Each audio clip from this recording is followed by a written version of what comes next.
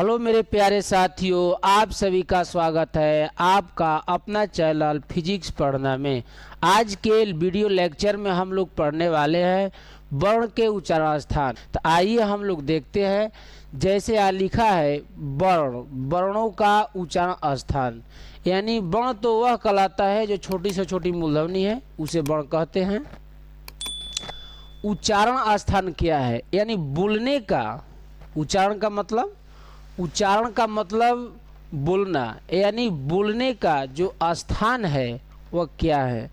तो मुंह के 6 भाग है बोलने वाले, जिसमें यहाँ दिया गया है कि कंठ होता है। पहला भाग क्या दिया गया है? पहला भाग दिया गया है कंठ, दूसरा भाग दिया गया है तालु, तीसरा भाग दिया गया है मूर्धा, चौथा भाग दिया गया है दंत, पांचवा भाग दिया गया है ओष्ठ और छठा भाग दिया गया है कंठ, तालु और दंत और ओष्ठ। यानी कुल मिलाकर के मूल जो होता है वर्णों के उच्चारण में, मूल जो स्थान होता है वो होता है कंठ, तालु, मृधा, दंत, नासिका। ये कुल मिलाकर के 5 भाग लगभग होते हैं। तो इसमें कंठ से अब आइए देखते हैं कौन कौन से वर्णों का उच्चारण किया जाता है।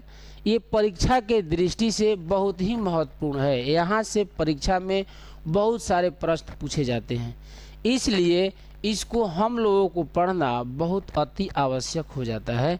तो यहाँ दिया हुआ है कि कंठ, यानी कंठ के माध्यम से, जो कंठ और जीभ के स्पर्श से जो हवाएं निकलती है, तो उससे बोलने वाले वर्णों को कहते हैं यानी कंठ। तो कंठ जो होता है इसके उच्चारण में कंठ अ के माध्यम से उच्चारण किया जाता है। तो अ, आ, क वर्ग यानी अ क्या अतः अ, आ, क वर्ग, ह और विसर्ग का उच्चारण स्थान कंठ होता है। अ, आ, क वर्ग, ह और विसर्ग का उच्चारण स्थान कंठ होता है। तालु उसे कहते हैं, जीभ के निचले भाग को तालु कहा जाता है। यानी जीभ के निचली भाग और जीभ के स्पर्श जो हवाएं निकलेगी तो वहाँ उच्चारण किसका होता है? तालु का। तो उसमें तालु जो होता है, तो तालु जो होता है इस तालु के माध्यम से उच्चारण होता है हर्षी, दीर्घई, च वर्ग, य और तलाबी स। इसमें उच्चारण क्या होता है? अतः इसमें होता है हर्षई, दीर्घई, च वर्ग, य और तलाबी स का उच्चारण स्थान किया जाता है। मूर्धा जीभ के, यानी जीभ जो होता है इसके ऊपरी भाग को मूर्धा कहते हैं। जब हवाएं वहाँ पर घोष बनाती है, यानी दबाव डालती है, जहाँ पर बहुत सारे हवाओं का प्रेशर होता है, वहाँ पर मूर्धा जो है वहाँ अपना मूर्धा के माध्यम से वहाँ पर उच्चारण होता है। तो कौन कौन का उच्चारण होता है वर्णों का? तो इसमें मूर्धा के माध्यम से री का उच्चारण होता है, ट वर का उच्चारण होता है, र होता है और मूर्धनि स। यानी कहने का मतलब कि मूर्धा के माध्यम से री, ट वर्ग, र और मूर्धनि स का उच्चारण किया जाता है। दंत तो सब लोग जानते हैं कि दंत, अगर जीभा हमारी दंत से स्पर्श करती है, अगर दंत के में जा कर के स्पर्श करेगी, ठोकर मारेगी, तो वहाँ दंत कहलाता है। यानी उस वर्णों का उच्चारण जो हो जाता है दंत कहलाता है। तो देखते हैं कि दंत जो होता है तो इसमें त वर्ग होता है, यानी त का सारा त, थ, द, ध, न, यानी त वर्ग का उच्चारण स्थान दंत होता है। ल का भी उच्चारण स्थान दंत होता है और दंती स का भी उच्चारण स्थान दंत होता है। ओष्ठ, यानी जब हमारी कंठ से हवाएं निकलती है तो ओठ से आकर के क्या करती है कि यहाँ पर संपर्क बनाती है। तो यहाँ जब संपर्क बनाएगी तो इसके उच्चारण में इसके उच्चारण क्या हो जाएगा, इसका उच्चारण हो जाएगा यानी ओष्ठ से उ दीर्घ उ प वर्ग का उच्चारण होता है। क्या होता है, अगर ओष्ठ के माध्यम से प वर्ग का उच्चारण होता है, हर्षऊ का उच्चारण होता है और दीर्घऊ का उच्चारण होता है। इसके बाद दिया हुआ है कंठ और तालु। कंठ और तालु, कंठ जो होता है, कंठ और तालु के जो जब दोनों का मिलन होता है तो वहाँ पर उच्चारण कुछ वर्णों का होता है, जहाँ पर यहाँ दिया गया है कि ए और आय होता है। क्या होता है, ए और आय का उच्चारण स्थान यहाँ पर किया जाता है, यानी ए और आय का उच्चारण स्थान क्या हो जाएगा, कंठ और तालु हो जाएगा। और वह एक ऐसा एकलौता वर्ण है जिसके उच्चारण में दंत और ओष्ठ दोनों का मेल होता है, यानी व का उच्चारण स्थान जो होता है दांत के बाहरी भाग और ओष्ठ के भीतरी भाग, यानी दांत के बाहरी भाग और ओष्ठ के भीतरी भाग का जो गैप का स्थान होता है उसको हम उसके माध्यम से व वर्ण का उच्चारण किया जाता है। तो ये सारी जो वर्णें है यहाँ से क्वेश्चन हमेशा परीक्षा में पूछा गया है और पूछा जाता भी है। तो एक बार और देखते हैं, कंठ के माध्यम से अ आ क वर्ग ह और विसर्ग का उच्चारण स्थान किया जाता है।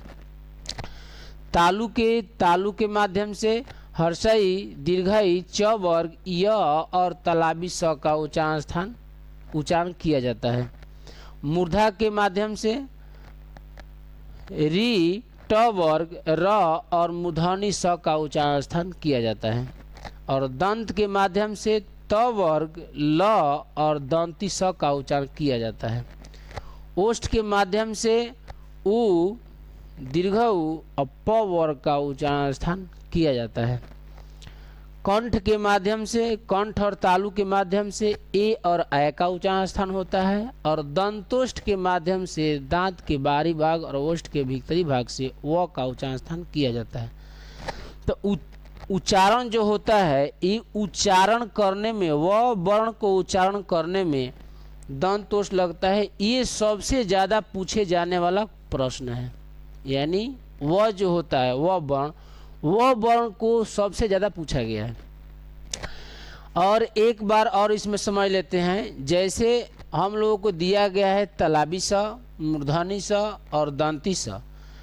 तो तलाबी स का उच्चारण स्थान जो होता है, यानी तलाबी स का उच्चारण जो होता है तालु से किया जाता है, और मूर्धनी स का जो उच्चारण किया जाता है मूर्धा से किया जाता है, और दंती स का उच्चारण स्थान दांत से किया जाता है। कहने का मतलब कि जब हमारी जब जीभ यानी तालु नीचे की तरफ दबेगी तो वहाँ पर तलाबी स का उच्चारण स्थान, यानी वहाँ पर तलाबी स वर्ण का उच्चारण होगा। जब हमारी जीभ मूर्धा में टकराएगी तो वहाँ पर मूर्धनी स का उच्चारण होगा, और जब हमारी जीभा दांत में जा कर के टकराएगी तो वहाँ पर दंती स का उच्चारण होता है। इसीलिए इन 3 स का उसके उच्चारण स्थान पर नाम रखा गया है। तलाबी स यानी तालु, मूर्धनी स यानी मूर्धा, दंती स यानी दंत।